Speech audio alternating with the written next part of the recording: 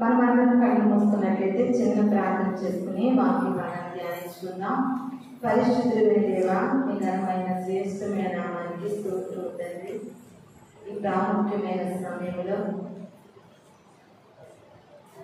మానవ మాతృరాలైన ప్రభువా, నేను నిలవబడి ఉన్నట్టుగా నన్ను పూర్తిగా మీ సిలువ చాటును మరుగు చేసుకుని దైవ స్వరంతో నాతో మీరు మాట్లాడండి.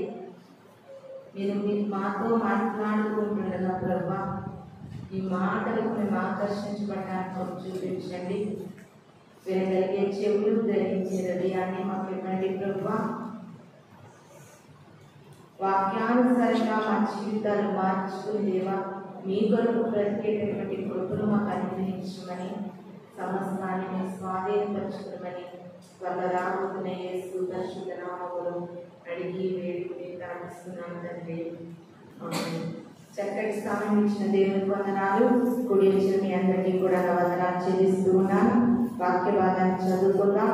న్యాయాధిపతుల గ్రంథము 1వ అధ్యాయము 6వ వచనం నుండి చదువుకుందామే.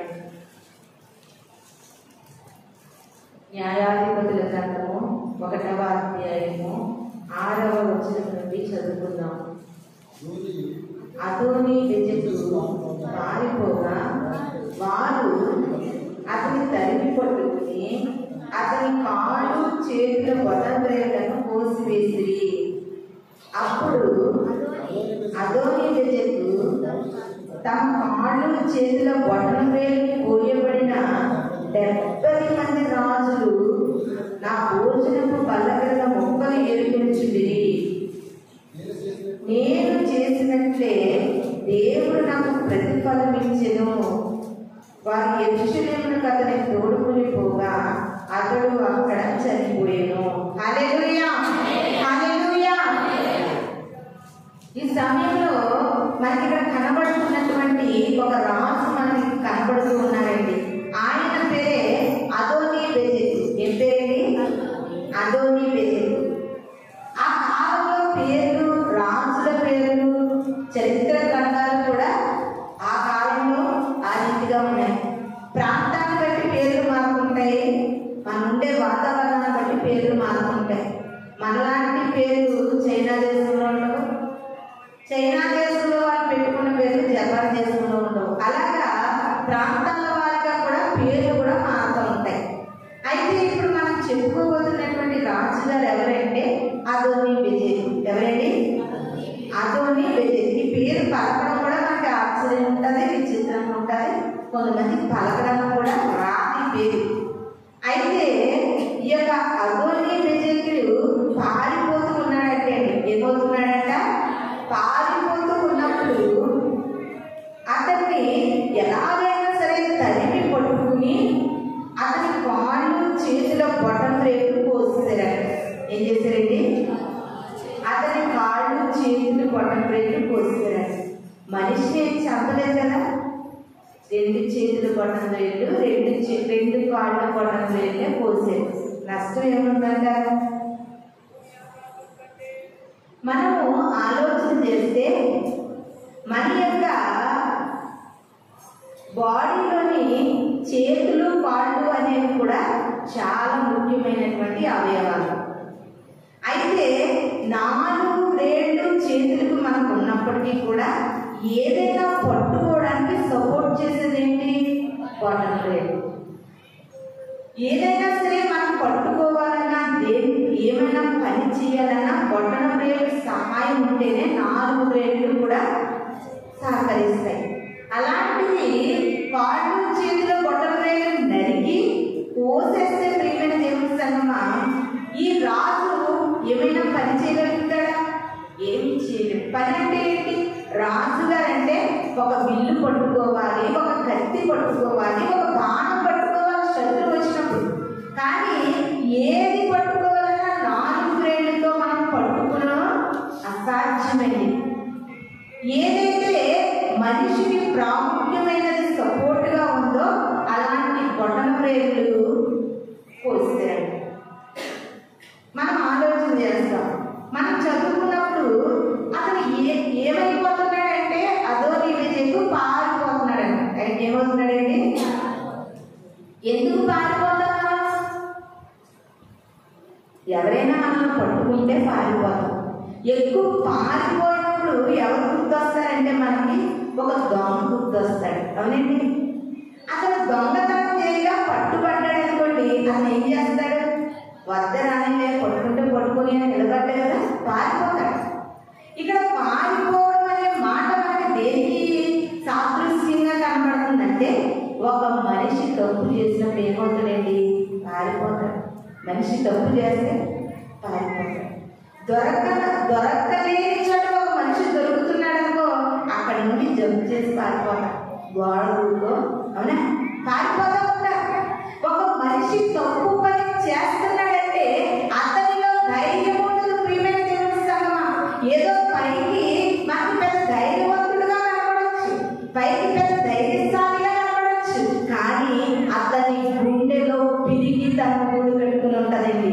ఏ క్షణాన్ని ఎలా ఉంటుందో, ఏ క్షణాన్ని ఎవరు వెంటబడతామో, ఏ క్షణాన్ని ఎవరి చేతిలో పడతామో, ఏ క్షణాన్ని నాకు ఏ కీడు వస్తుందని భయం చేసే ప్రతి వ్యక్తి గుండెల్లో కూడా పిరికితనం అనేది కంపల్సరిగా ఉంటుందని వాక్యం సెలవిస్తూ ఉంది. ప్రియమైన దేవుని సంగమా, ఎందుకు పారిపోతున్నాడంటే రాజు చెప్పారు కదా, ఎందుకు పారిపోతున్నాడు?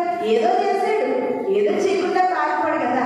ఇప్పుడే సడన్ గా నేను రోడ్డు మీద నడిచి వెళ్తున్నప్పుడు పోలీసులు వస్తున్నారనుకోండి, నేను పారిపోతానా? ఆయన నేను పోతాను.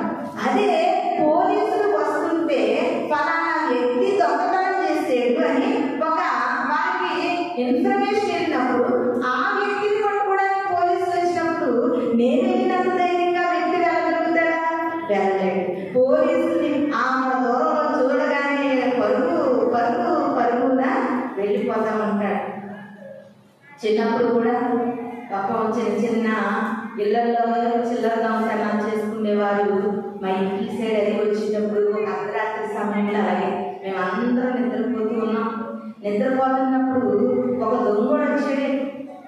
ఆ దొంగోడు వచ్చాడని ఇద్దరు పోలీసులు కూడా వచ్చారు అర్ధరాత్రి సమయంలో. ఎన్ని ఇల్లులు పరిగెట్టేశాడు, ఎన్ని వీధులు పరిగెట్టించేశాడో పోలీసులు. దీన్ని బట్టి ఒకే ఒక మాట మీకు అర్థమవలసింది ఏం తెలుసా? చాలా మంది క్రైస్తవులు అనబడేవారు, చాలా మంది బాప్తిస్మం తీసుకున్న వాళ్ళే ఉన్నారు. అవునండి? ఆలోచించండి. మీరు అందరూ కూర్చున్నారు ఇక్కడ, మీ భక్తులు చర్చికి రారు, అలాగని వారు బాప్తిస్మం తీసుకోలేదా? వారు పేరు మార్చుకోలేదా? బాప్తిస్మం తీసుకున్నారు, పేర్లు మార్చుకున్నారు, అలాగని చర్చికి రారు. అసలు బాప్తిస్మం ఎందుకు తీసుకున్నారు? యేసుక్రీస్తు దేవుడని ఒప్పుకొని తీసుకున్నారు. బాప్తిస్మం ఎందుకు తీసుకున్నారు? రక్షణ తీసుకుంటే దేవుడు మా పాపాలను క్షమిస్తాడని తీసుకున్నారు. కానీ వారందరూ చర్చికి రాగలుగుతున్నారా? రారు. ఎందుకు రారంటే చర్చికి రాకుండా పారిపోతారు. వాళ్ళందరూ పారిపోతారు, లోకం వెంబడి పారిపోతూ ఉంటారు. రాలేదు చర్చికి, రాగలిగే ధైర్యాలు ఉండవు వారికి.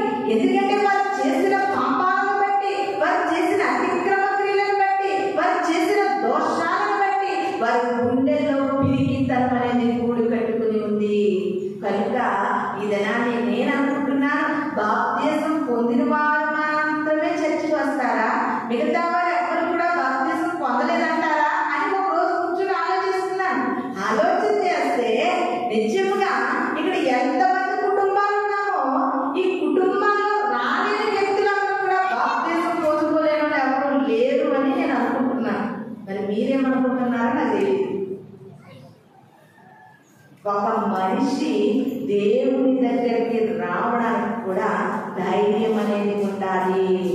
చాలా మంది దేవుని ఎదురు రాకుండా లోకము వెంబడి పారిపోతున్నారంటే ప్రియమైన దేవుని సంగమా, వారిలో ఏదో పాపము గూడు కట్టుకుని ఉంది, వారిలో ఏదో అతిక్రమం ఉంది, వారిలో ఏదో దేవునికి నచ్చని క్రియలు ఉన్నాయి, దేవునికి ఇష్టం లేని గుణగణాలు ఉన్నాయి, దేవునికి ఇష్టం లేని పాపిష్టికరమైన హృదయం వారిలో ఉందని ఖచ్చితంగా దేవుడు ఈ దినాన్ని మనకు తెలియజేస్తూ ఉన్నాడండి. ఈ అధోలోకి ఎందుకు పారిపోతూ ఏమనుకున్నాడంటే అసలు ఇతన్ని ఎవరు పట్టుకుంటున్నారు, ఎందుకు పట్టుకుంటున్నారని మనం ఆలోచన చేస్తే ఈ అదోనీబెజెకు సామాన్యమైన వాడు కాదు. అమ్మా అందరూ కాళ్ళు కింద పెట్టండి, కూర్చున్నట్టు కాళ్ళు తీసే. ఎలా ఉందంటే ఒక 2 పరుపులైనా ఏర్పాటు చేయాలనుకుంటున్నాను. పరుపులు, ఒక దిండు, ఎలా ఫ్యాన్లు ఉన్నాయి, చక్కగా ఉంది అంతా. ఒక పరుపు, ఒక దిండు వేసంటే గొడవ ఉండదు. హల్లెలూయా, అందరూ 2 చేతులు పైకి చెప్తాం హల్లెలూయా, హల్లెలూయా. ఈ అదోనీబెజెకు సామాన్యమైన వ్యక్తి కాదు. ఎలాంటి ఘోరమైన దుష్టుడంటే, ఎంత భయంకరమైన క్రూరుడంటే ప్రియమైన దేవుని సంగమా, ఈ అదోనీబెజెకు ఏం చేసేవాడంటే ఆ కాలాన్ని పరిపాలించేటటువంటి రాజులను పట్టుకుని తీసుకుని వచ్చి 70 మంది రాజులను వారి చేతులు, కాళ్ళు, బొటన వ్రేళ్ళు కోసేసి ఇతని కంటే ఎవరు పైగా ఉండకూడదు, ఇతని కంటే ఎవరు హెచ్చుగా ఉండకూడదని వారందరి కాళ్ళు, చేతులు, బొటన వ్రేళ్ళు కోసివేసి తన భోజనపు బల్ల దగ్గర తన పడేసే మొక్కలు తినేటట్టుగా ఉంచుకున్నాడండి. ఎంతమందిని? 70 మంది రాజులను. ఎంతమంది? 70 మంది రాజులు. నేను చాలా సార్లు చెప్తూ ఉంటాను కదండి, పాపము పండే రోజు కంపల్సరీ వస్తుంది. వస్తుందమ్మా. పొలంలో విత్తనాలు వేసాము, వరి మొక్కలు మొలుస్తున్నాయి, ఇంకా దాన్ని పండే రోజు రాకుండా ఉండాలంటే కంపల్సరీ పండుతుంది. ప్రతి మనిషి యొక్క పాపపు చరిత్ర, పాపపు జీవితము ఏదో ఒక రోజున పండగ మానదు. ప్రియమైన దేవుని సంగమా, ఈ అదోనీబెజెకు అనుకున్నాడు, నాకంటే బలవంతుడు లేడు, నాకంటే శక్తివంతుడు లేదు. నేను చూసావా, 1-2 రాజులను కాదు, 70 మంది రాజులను నా భోజనము బల్ల దగ్గర కుక్కలు పడేసినట్టు పడేసాను. నేను ఎంత వీరుడను, నేను ఎంత సూర్యుడను, నేను ఎంత ఒక మాట చెప్పలేదు. నాలాంటి హీరో ఎవరు ఉండరని ఎవరనుకున్నారు? అదోనీబెజెకు అనుకున్నాడు. ప్రియమైన దేవుని సంగమా, అలాగే 70 మంది రాజులకు కూడా బొటన వ్రేళ్ళు కోసేస్తే పాపం వారికి ఏం చేయగలరండి? తన బల మీద పడి ఉన్నారు. కానీ మనుష్యుల ఎదుట నుండి తప్పించుకోవచ్చునేమో, కానీ దేవుని ఎదుట నుండి మాత్రం నువ్వు ఎన్నడూ తప్పించుకునలేవు. తప్పించుకుందువా, తప్పించుకుందువా దేవుని యొద్ద నుండి, రాజువైనా అధికారివైనా తప్పించుకుందువా, రాజువైనా అధికారివైనా తప్పించుకుందువా. నువ్వు ఎంత అధికారివైనా, నువ్వెంత రాజువైనా, నీ మాట విని నీ వీధిలో భయపడిపోయినా సరే నువ్వు అందరిలో నుండి తప్పించుకుందువేమో, కానీ దేవుని ఎదుట నుండి ఈ ప్రపంచంలో ఏ మానవుడు కూడా తప్పించుకోలేడు. మన యూట్యూబ్లో ఈ మధ్య బాగా క్రైస్తవులకి ప్రశ్నలు వేస్తూ ఉన్నారండి. ఒక ఆయన వచ్చి ఒక పాస్టర్ గారిని ఒక ప్రశ్న వేశాడు. ఏమనంటే, బాబు, అలెగ్జాండర్ గొప్పవాడా, యేసుక్రీస్తు గొప్పవాడా అని అడిగాడండి. ఎవరు గొప్పవారు? అలెగ్జాండర్ గొప్పవాడా, యేసుక్రీస్తు గొప్పవాడా అంటే అలెగ్జాండర్ చాలా దేశాలను జయించాడండి. ఎవరి కాలంలో అలెగ్జాండర్ గారు వస్తున్నారనేప్పటికీ ప్రపంచ దేశాలు కూడా హడలెత్తిపోయి. అయితే నిజముగా దైవ సేవకుడు సూటి అయిన ప్రశ్నకి జవాబు సూటిగా చెప్పాడు. అలెగ్జాండర్ కంటే యేసుక్రీస్తే గొప్పవాడు. ఎలా చెప్పగలుగుతున్నారంటే, అలెగ్జాండర్ మరణాన్ని జయించలేకపోయాడు, అలెగ్జాండర్ సమాధిని గెలవలేకపోయాడు, అలెగ్జాండర్ మరణ భూములను విరవలేకపోయాడు. కానీ యేసుక్రీస్తు మరణాన్ని గెలిచి తిరిగి లేచిన వారు ప్రపంచంలో ఎవరైనా ఉన్నారనే సమాచారం ఉంటే అది యేసుక్రీస్తు ఒకరు మాత్రమే. మరణ భూములను విరిచిన వారు, మరణాన్ని జయించిన వారు యేసుక్రీస్తు ఒక్కరు మాత్రమే. అలెగ్జాండర్ ఏంటి, హిట్లర్ ఏంటి, చరిత్ర ఆధారాలు మనం చూడగలిగితే అనేకమైనటువంటి రోమా ప్రభుత్వాన్ని ఏలినటువంటి అనేకమైనటువంటి రాజులు, మహావీరులు, మహానుభావులు ఉన్నారు. కానీ ఏ ఒక్కరు కూడా యేసుక్రీస్తు వారితో సాటి అయిన దేవుడు, సాటి అయిన మనుషులు ఈ లోకంలో ఎవరు లేరనేసరికి ఆయన చెప్పిన సూటి అయిన జవాబుకి మరొక ప్రశ్న వేయగలిగేటటువంటి శక్తి ఆ వ్యక్తికి లేదు. ప్రియమైన దేవుని సంగమా, ఎందుకంటే దేవునిలో అంత శక్తి ఉంది, దేవునిలో అంత పవర్ ఉంది. ఆయన పవర్ ముందు ఏది కూడా తరలించవలసిందే. ప్రియమైన దేవుని సంగమా, 70 మంది రాజులను లొంగ తీసుకుని వారిని కుంటివారిగా మార్చుకుని తన బల్ల ఎత్తర అదోనీబెజెకును పడేయగలిగాడు. కానీ దేవుని యొద్దకు మాత్రం తప్పించుకోలేకపోయాడు. ప్రియమైన దేవుని సంగమా, వాక్యం ఆలకిస్తున్నటువంటి ప్రియమైనటువంటి క్రైస్తవ బిడ్డలారా, దేవుని యొక్క పిల్లలారా, ఒకవేళ నీ పాపముల నుండి తప్పించుకున్నాననుకుంటున్నావేమో, నీ క్రియల నుండి తప్పించబడుతున్నాననుకుంటున్నావేమో. లేదు లేదు, ప్రతి దానికి కూడా దేవుని యొక్క సమయం నీ కొరకు నిర్ణయించబడి ఉంది. అదే సమయము అదోనీబెజెకును కూడా నిర్ణయించడం జరిగింది.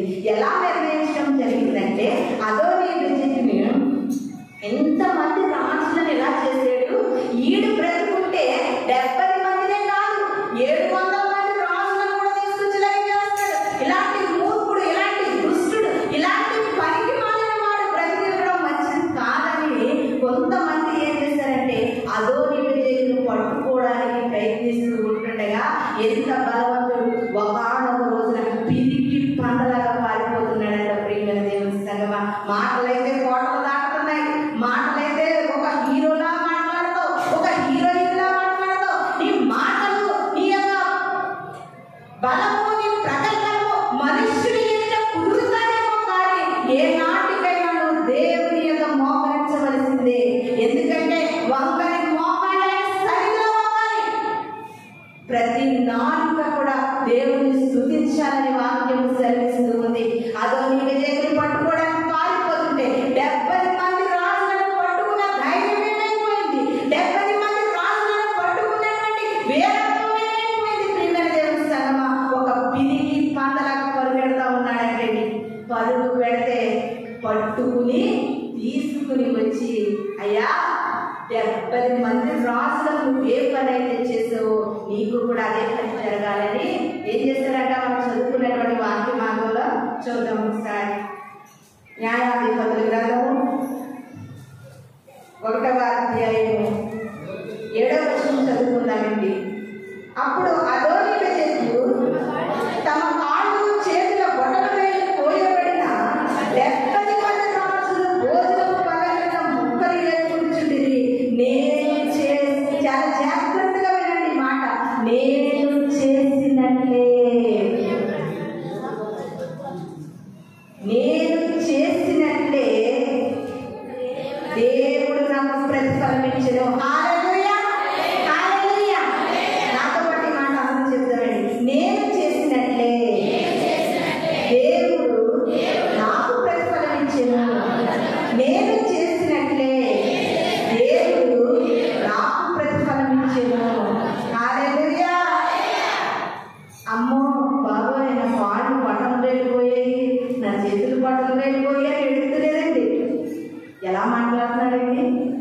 నేను ఇతరులకు ఎలాగైతే చేసినో దేవుడు ఇప్పుడు నాకు అక్షరాలు అలాగే జరిపించాడు. దేవుడే నాకు ప్రతిఫలం ఇచ్చాడు అంటున్నాడండి. ఏమంటున్నాడు? దేవుడే నాకు ప్రతిఫలం ఇచ్చాడు అంటున్నాడు. అందుకనే మత్తయి సువార్త 7వ అధ్యాయం 2వ వచనం ఒకసారి చూద్దామండి. మత్తయి సువార్త 7వ అధ్యాయం 2వ వచనాన్ని ఒకసారి చదువుకుందాం.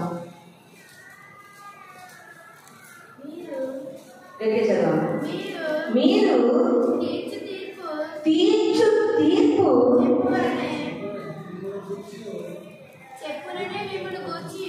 తీర్పు తీర్చు చెప్పునని మిమ్మల్ని గూర్చి తీర్పు తీర్చబడును. మీరు కొలత చెప్పుననే మీకును కొలవబడును. హల్లెలూయా, హల్లెలూయా. ఎంత చక్కటి మాటలు ప్రియమైన దేవుని సంగమా. తీర్పు తీర్చడానికంటే ఎంతో ధైర్యంగా నిజంగా ఒక్కొక్కసారి అనిపిస్తూ ఉంటుందండి. ఒకవేళ ఎవరైనా బాధపడడానికి నష్టం లేదండి, ఎందుకంటే వాక్యంగానే చెప్పాలి కనుక. తీర్పు తీర్చేవారిని ఎవరైనా ఎప్పుడైనా గమనించారా? వాడి జీవితం స్థిరం ఉండదు. చాలా ఆశ్చర్యం అనిపిస్తారు తీర్పు తీర్చేవారిని చూస్తే. చాలా చోట్ల మన గ్రామం లాంటి ప్రదేశాల్లో ఒక రచ్చబండ కార్యక్రమాలు పెడుతూ ఉంటారు. ఎలాంటి వారు తీర్పు తీర్చడానికి బయలుదేరుతున్నారండి?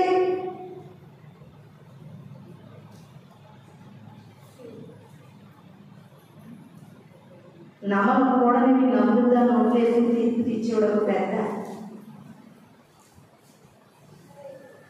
క్రైస్తవ బిడ్డలైన వారు జాగ్రత్తగా ఆలోచించారు.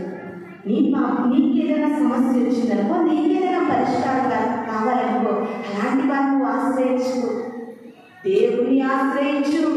ఎందుకంటే పాపమంటని పవిత్రుడు, పాపమంటని నిష్కలంకుడు. నీకేదైనా న్యాయం కావాలంటే ఆయన పాదాల మీద పడు. న్యాయం తీర్చే దేవుని ఆశ్రయించు. మన దేవునికి మరొక పేరేంటో తెలుసా? న్యాయాధిపతి. మరొక పేరేంటి?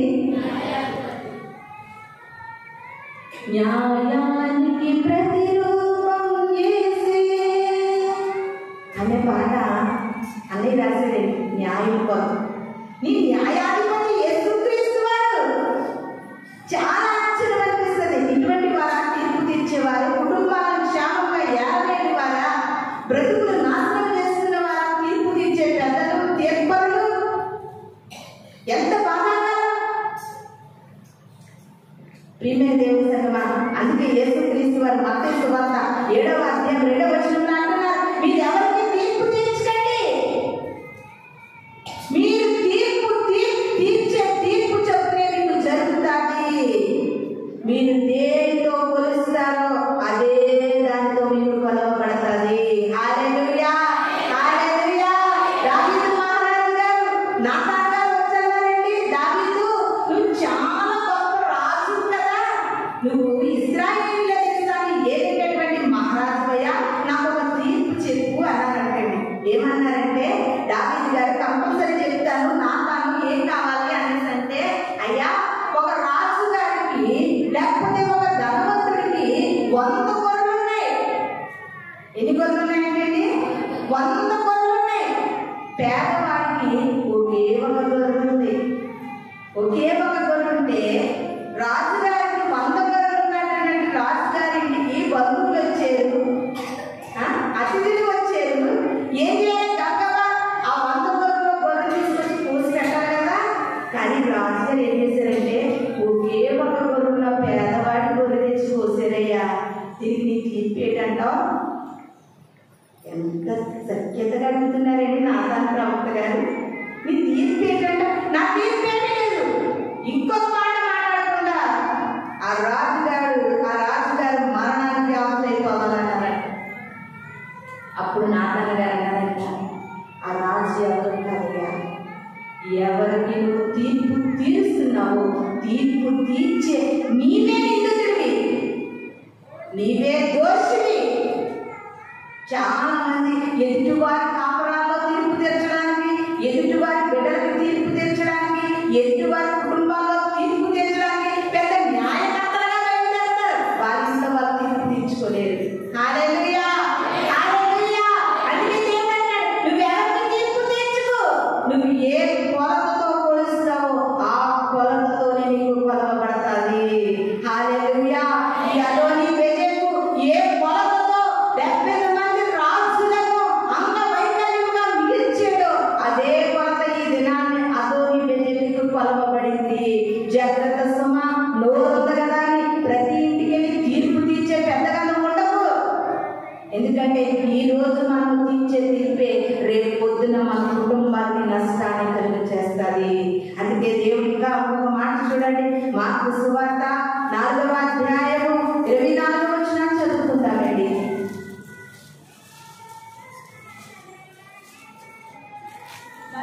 మరియు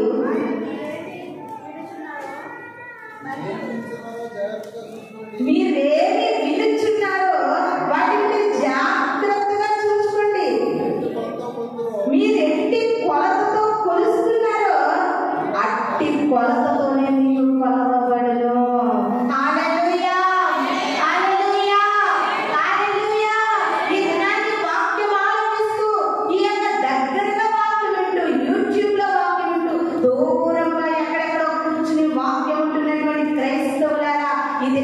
దేవుడు అడుగుతూ ఉన్నాడు, మీరు ఏమేమి మాటలైతే వింటున్నారో వాటి ప్రకారంగా మీరు ఎలాగైతే కొలుస్తారో అలాంటి కొలతే మీకు కొలవబడుతూ ఉంది.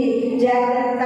ఈ దినాన్ని చాలా సార్లు ఇప్పుడు ఉన్నాయో లేదో తెలియదు కానండి, మా చిన్ననాటి కాలంలోని ఎవరైనా సరే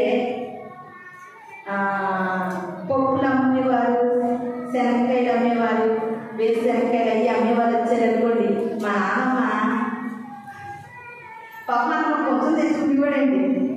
ఆ కొంచెంతో కొలుతారంటే ఉంటుంది కాదు, మా ఇంట్లో కొంచెంతో కోలు, నీ కొంచెం మాకు మా కొంచెంతో కొలండి. ఎందుకంటే మా ఇంట్లో కొంచెం అయితేనే దానికి మా నాన్నకి కొంచెం నమ్మకం. ఆయన కొంచెంలో ఇప్పుడు తగ్గుతాయేమో, ఇప్పుడు తగ్గుతాయో, 2 పెళ్ళు తగ్గుతాయని ఆయన కొంచెంతో కొలదంటే అలాగైతేనే తీసుకుంటారని నేను రామబాబుని కొంచెం తెచ్చి అనేసి మా కొంచెంతో కొలిసేవాడు. ఎవరైనా మన దగ్గరికి వచ్చి బియ్యం తీసుకెళ్ళారనుకోండి, ఎవరైనా వచ్చి ఏదైనా పప్పు తీసుకెళ్ళారనుకోండి, నేనే వేరే వాళ్ళ దగ్గర నుండి ఏదైనా తీసుకున్నాననుకోండి, ఏ తప్పతో కొలుస్తామో, ఏ కొంచెంతో కొలుస్తామో మరలా తిరిగి అదే కొంచెంతో ఇవ్వగలుగుతావా, లేకపోతే కొంచెం ఎక్కువ ఇవ్వగలుగుతావా? ఎక్కువ ఇవ్వం కదండి. మనం ఎలాగైతే కొలిచి పట్టుకెళ్తున్నామో తిరిగి వారికి ఇచ్చేటప్పుడు కూడా అదే కొలత. దేవుడు కూడా అదే అంటున్నాడు. ఇప్పుడు ఇది నీతో దేవుడు అంటున్నాడు, నువ్వు ఎలా కొలవబడుతున్నావో, నువ్వు ఎలా కొలుస్తున్నావో అదే కొలతతో నీకు కొలవబడుతుంది. క్రైస్తవ జన్మ నోరుంది కదా అని మాట్లాడేస్తున్నాను అనుకుంటున్నావా? ఆరోగ్యం ఉంది కదా అని నాకు ఇష్టం వచ్చినట్టు తిరుగుతాను అనుకుంటున్నావా? నేను బాగానే ఉన్నాను కదా, నా జీవితం నా ఇష్టం అనుకుంటున్నావా? ఒకనొక దినం రాబోతూ ఉంది, అదో నీ వెనుక వచ్చిన దినం నీకు కూడా రాబోతూ ఉంది. నువ్వు ఎలాంటి కొలతతో నీ జీవితాన్ని జీవిస్తున్నావో దేవుడు కూడా రేపన్న దినాన అదే కొలతతో నేను కొలుస్తున్నాడండి. చాలా మంది తల్లిదండ్రులు ఏమనుకుంటున్నారంటే, నా జీవితం ఏదో అయిపోయింది, నేను ఏదో చెడిపోతే చెడిపోయాను, పాడైపోతే పాడైపోయానులే, ఇంక నా జీవితం ఎంత కొద్ది కాలమే సగ జీవితం అయిపోయింది, కానీ నా బిడ్డలు మాత్రం అలా చెడిపోకూడదు అనుకుంటారు కొంతమంది బిడ్డలు. అది ఎలా కుదురుతుంది? నీవు కన్నా నీ కొడుకేమో నీ కోరికలు రావాలనుకుంటున్నావు, నీవు కన్నా నీ కొడుకుకి నీ కూతురికి నీ ఫ్లాట్ కావాలనుకుంటున్నావు, మరి నీవు చేసే క్రియలు నీ బిడ్డలకు చేయకూడదు అనుకోవడం అర్థం ఉందా? చెప్పండి అమ్మా, అర్థం ఉందా? లేదు కదా. నువ్వు ఏ కొలతతో ఉన్నావో నీ బిడ్డలకి అదే కొలత రాబోతుంది. జాగ్రత్త. రే నువ్వు తప్పు చేయకు అని నువ్వు అనగలిగితే ఆడు తిరిగి నిన్ను అనగలిగితే,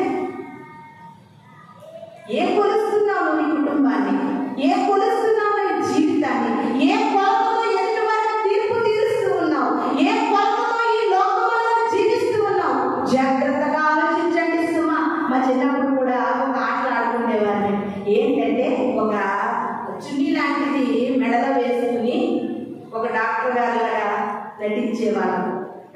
చాలా మంది మగపిల్లలు ఏం చేసేవారంటే, చిన్న చిన్న పొలలు ఉంటాయి కదా, చీపురు పొలలో, అవి పొయ్యిలోని ఎర్రగా కాల్చుకుని ఆ డాడీ సిగరెట్ కాల్చినట్లుగా వీడి నోట్లో పెట్టుకుంటే స్టైల్ కొట్టేవాడు.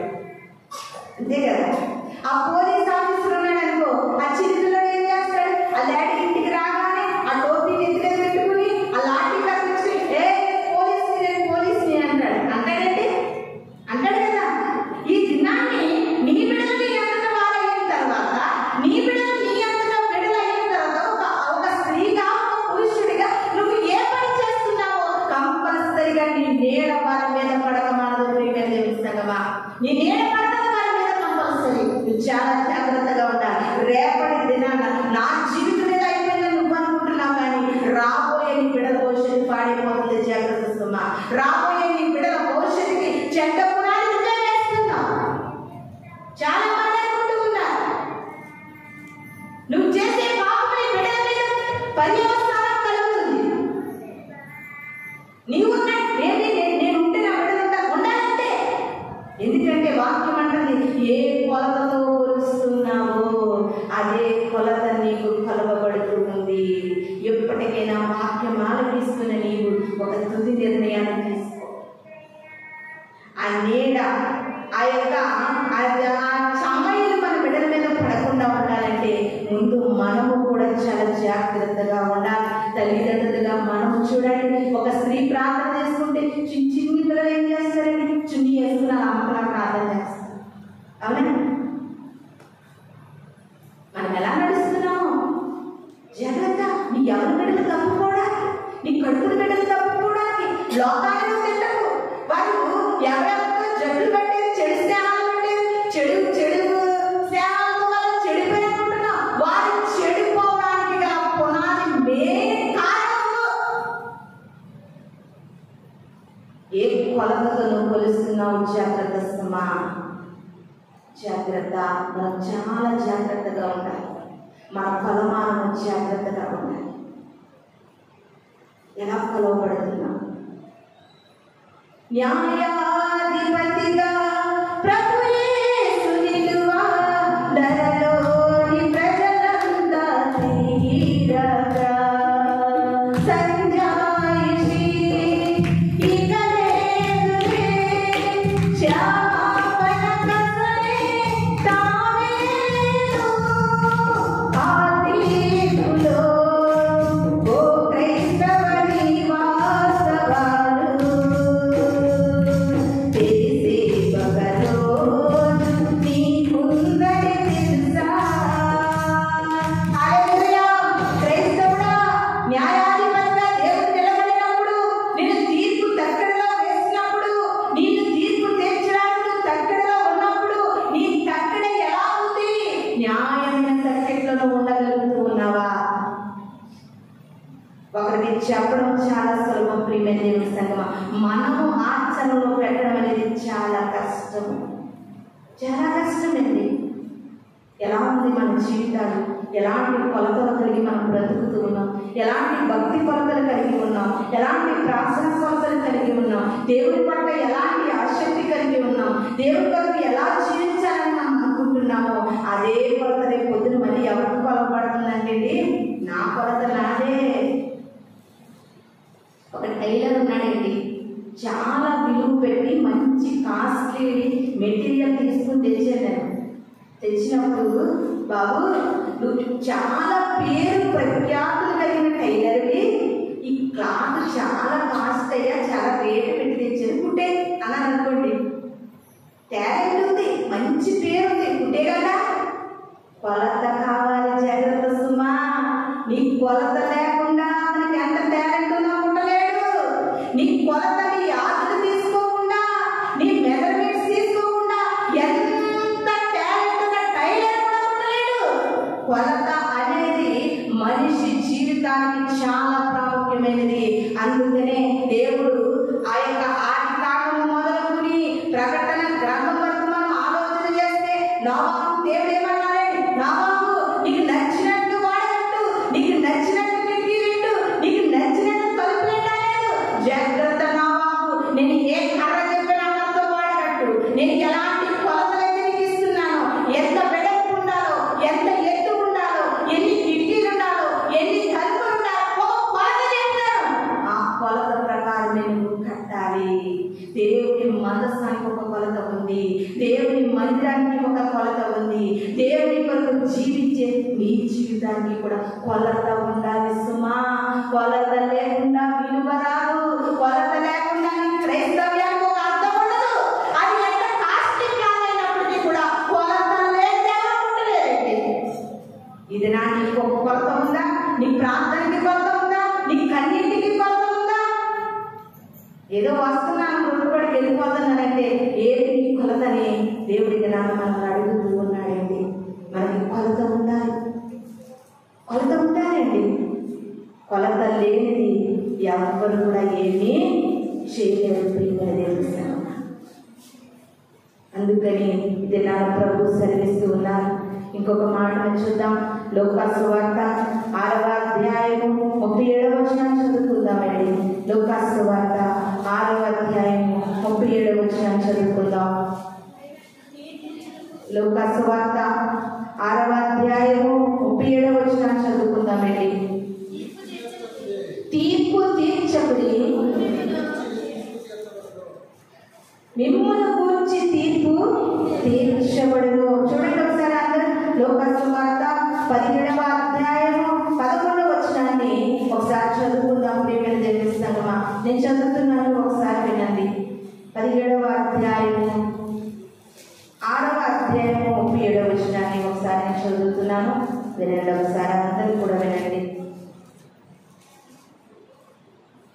తీర్పు తీర్చబడి అప్పుడు మిమ్మల్ని గురించి తీర్పు తీర్చబడును, నేరము మోపబడి అప్పుడు మీ మీద నేరము మోపబడును. హల్లెలూయా, హల్లెలూయా. ఎవరిని బట్టి నువ్వు తీర్పు తీర్చకమా?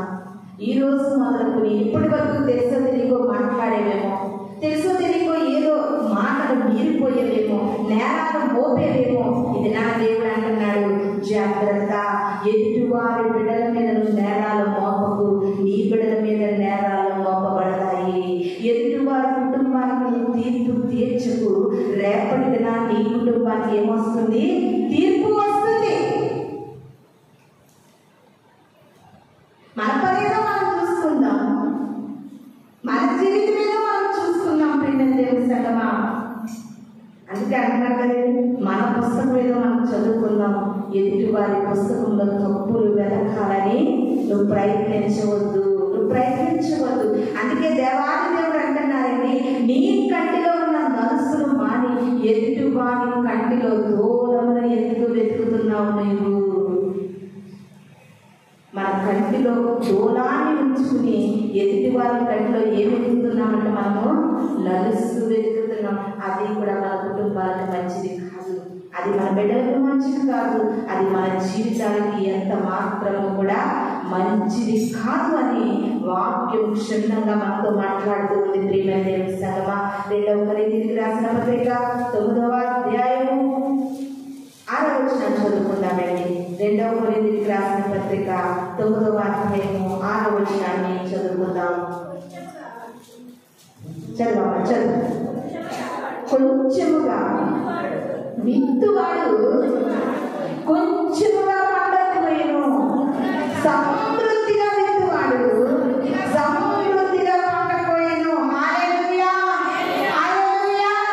ఎంత చక్కటి మాట మనకి కనబడుతుంది.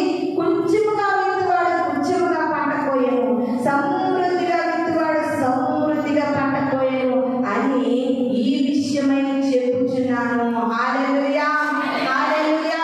ఈ దినాన్ని నువ్వు ఎలాంటి విత్తనాలు చేపట్టుకుని ఉన్నావు? కొంచెముగా ప్రార్థన చేస్తున్నావా? నీకు కొంచెమే ప్రతిఫలం కలుగుతుంది. సమృద్ధిగా ప్రార్థన చేస్తున్నావా? సమృద్ధిగా నీకు పంట కలుగుతుంది. ప్రియమైన దేవుని సంగమా, ఇందులో ఏమాత్రము తేడా లేదు. మనం నమ్ముకున్న దేవుడు న్యాయాధిపతి అయిన దేవుడు. అందుకే యోబు గారు అంటున్నారు, ఆయన అన్యాయము చేయుట అసంభవము, ఆయన అక్షరాల న్యాయమే జరిగిస్తాడు.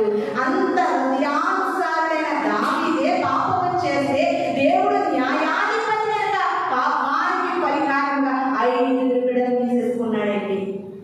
దావీదు దేవుని పట్ల ఎంత భక్తి, ఎంత భయం. తెలిసి తెలియని చిన్న పొరపాటును కూడా దేవుడు విడిచిపెట్టలేదు. జాగ్రత్త సుమా, దేవుని ఎదురు ఉన్నప్పుడు చాలా జాగ్రత్తగా నీ కొలమానం ఉండాలి. నువ్వు ఎలాంటి కొలతతో బ్రతుకుతూ ఉన్నావు, ఎలాంటి కొలతతో జీవిస్తూ ఉన్నావు, ఈజీగా రేపటి దినాన్ని అదే కొలత నీకు కొలవబడతాది. యేసయ్యా, నేను ఇంతే నీకు ఇస్తానయ్యా, నాకు అంత కావాలంటే మనకు రాదు. దేవుని సంగమా, మనం ఎంత కొలతతో ఆయన సన్నిధిలో జీవిస్తున్నాము అంత కొలత దేవుడు మనకి అనుగ్రహిస్తూ ఉన్నాడండి. అటువంటి దేవుడికి అన్యాయం చేయడం రాదు, ఆయనకి పక్షపాతం తెలియదు. ఆయన ఫలానా వాడు లేకపోతే వాక్యం బోధిస్తూ నా సేవా పరిచయంలో కష్టపడుతున్నారని ఒక న్యాయం కాదు, వింటున్నారని ఒక న్యాయం కాదు. ఆయన అందరినీ ఒకే రీతిగా ప్రేమించే దేవుడు. అందుకనే యోహాను సువార్త 3:16 మాట్లాడుతున్నది, దేవుడు లోకమును ఎంతో ప్రేమిస్తూ ఉన్నాడు.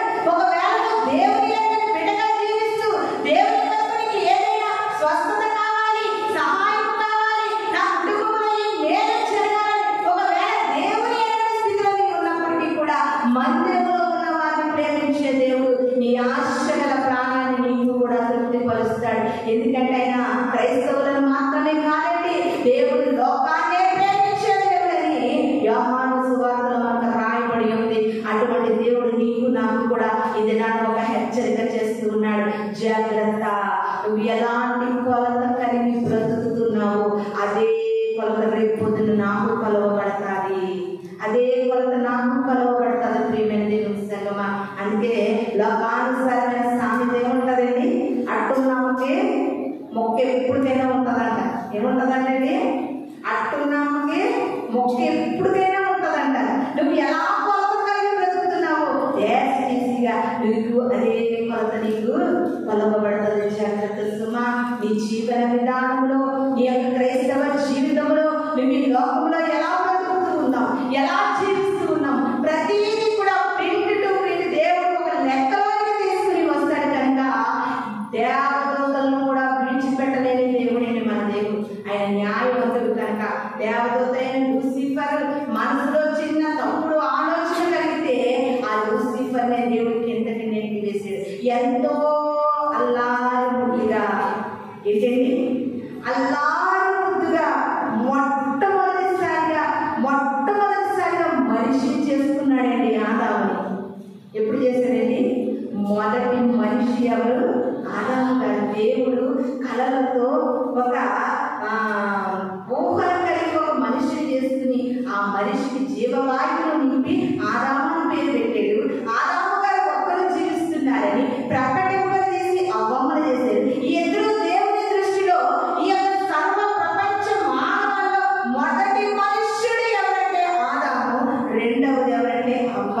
అలాంటి ప్రేమగా చేసుకున్న అవ్వ ఆదామే తప్పు చేస్తే దేవుడు విడిచిపెట్టలేదు కదా. ఇది నాని నీ కొలత తప్పుతుందని వెళ్ళగలుగుతున్నావు. అయ్యా నేను సోలతో కొలుస్తానయ్యా, నాకు కొంచెంతో ఇవ్వండి అన్నది ప్రేమ తెలుస్తాను. అయ్యా నేను ఇలా బ్రతికేస్తున్నాను, నా బిడ్డలు పవిత్రంగా ఉండాలి అవ్వదు. జాగ్రత్త. ఒకవేళ ఈ వాక్యం ఆలపిస్తున్న నీవు దేవుని ఎదుట పశ్చాత్తాపం కలిగి క్షమాపణ కోరుకుంటావా? అయ్యా తెలుసు తెలియకో నా అవివేకత వల్ల, నా అవివేకత వల్ల నేను నీ ఎద్దు నుండి తొలగిపోయి నీకు ఇష్టంగా బ్రతికాను. అలాగని దాని వాక్యం ద్వారా నాతో మాట్లాడేది, నా ప్రభావం నా బిడ్డలకు చూపుతుందని మాట్లాడితే నా గుండెలు చెల్లు అంటూ ఉన్నాయి.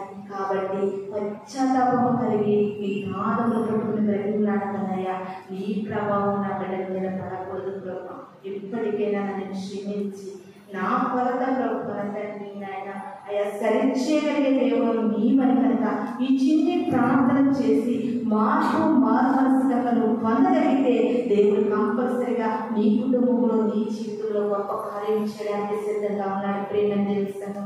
కాబట్టి మనం మన బిడ్డల విషయంలో, మన కుటుంబాల విషయంలో, మన విశ్వాస విషయంలో, మన ప్రార్థన జీవితంలో, మన క్రైస్తవ జీవితంలో ఎవరిని ఏమి చేయకూడదండి, తీర్పు తీర్చకూడదు. ఏం చేయకూడదంట? తీర్పు తీర్చకూడదు. రేపటి దినాన్ని తీర్పులోనికి వస్తామని వాక్యం చదివిస్తుంది. మారు మాట పలకుండా ఏమని సరైన దావీదు మరణానికి అతను అర్హుడంటే ఆ తీర్పు ఎవరైతే తీర్చారో ఆ యొక్క దోషిగా దావీదే తీర్పుడు. అంతేకాదు మధ్యాహ్నం నుండి పిల్లలకి ఎస్తేరు గ్రంథం మీద టెస్ట్ పెడుతున్నాం కదండి. అందులో కూడా ఒక వ్యక్తి ఉన్నాడు. ఎవరి కోసం ఉరికొయ్యను సిద్ధం చేశారు? ఆమాన్ గారు మొద్దుకై కోసం ఉరికొయ్యను సిద్ధం చేశారు. ఆ ఉరికొయ్య మొద్దుకై ఎక్కిద్దామని చేస్తే ఎవరెక్కారండి? ఎవరు సిద్ధం చేశారో వాడే ఉరికొయ్య ఎక్కించారండి దేవుడు. ఎవడు తీసుకున్న పూర్తిలో వాడే పడతాడు. ఇంకొకరు పొయ్యి తీస్తున్నావా, వారు పడతాడని ఎదురు చూస్తున్నావా, ఆటోమేటిక్గా పోయిన నువ్వే పడిపోతావు. జాగ్రత్త. దేవుడి విషయంలో చాలా జాగ్రత్తలు కలిగి మనం బ్రతకాలని నిజంగా ఇక్కడ నుండి మనం కలతామని పరిమాణము ఏ స్థితిలో ఉంది, ఎలా కొలవబడుతూ ఉన్నాము, కొంచెముగా ఉంటే కొంచెమే మనం పొందుకుంటాం, సమృద్ధిగా ఉంటే సమృద్ధిగా మనం పొందుకుంటామని ఈ కొలతల విషయంలో దేవుడు ఏ కొలతతో మనం కోయబడుతూ ఉన్నాం, ఏ కొలత కలిగి మనం జీవిస్తూ ఉన్నామనేది చాలా విషయాలు మనకి దేవుడు క్షుణ్ణంగా తెలియజేశాడు. ప్రియమైన దేవుని సంఘం నిజంగా అనుకుంటున్నారండి, మనం మాట్లాడుకున్నటువంటి అదోని విజయం ఎప్పుడు ఊహించి ఉండడండి. ఊహిస్తాడంటారా? ఊహించడు. నేనే 70 మంది రాజులను నా బగలకు పడేసాను, నన్నే మాకు కంపల్సరీ చేస్తాడు, చూపిస్తాడు. కంపల్సరీ ఆయన పాదాల యొక్క పడేటట్లు నేను చేస్తాడని క్షుణ్ణంగా దేవుని వాక్యం నీతో మాట్లాడుతూ ఉంది. ఈ కొద్ది మాటలు దేవుడు మన వినికిడిలో దీవించి ఆశీర్వదించిన గాక. మనం అందరం కళ్ళు మూసుకుందాం, చిన్న ప్రార్థన చేసుకుందాం. పరిశుద్ధుడా గొప్పదేగా మాకున్నదా ఆశ్చర్యకరమైన తండ్రి, మీ పరిశుద్ధమైన పాదములు వందనాలు. ఈ ప్రాముఖ్యమైన సమయంలో ప్రభువా అయా నీ మాటలతో మమ్మల్ని హెచ్చరించేది, మాతో మాట్లాడిన దేవుడు ప్రభువా. ఒకవేళ తెలిసి తెలియని పరిస్థితుల్లో ప్రభువా తండ్రి కయిష్టంగా ఆయాసకరంగా జీవిస్తే ప్రతి విడని దయతో క్షమించి వారిలో మారు మనసు కలిగించేయండి. నీ మాటలు ప్రతి హృదయంలో కూడా మీరు పెట్టి ఫలింపచేయమని రాబోతున్న యేసు పరిశుద్ధ నామమున నడిచిన తండ్రి ఆమేన్. మీ అందరికీ వందనాలు.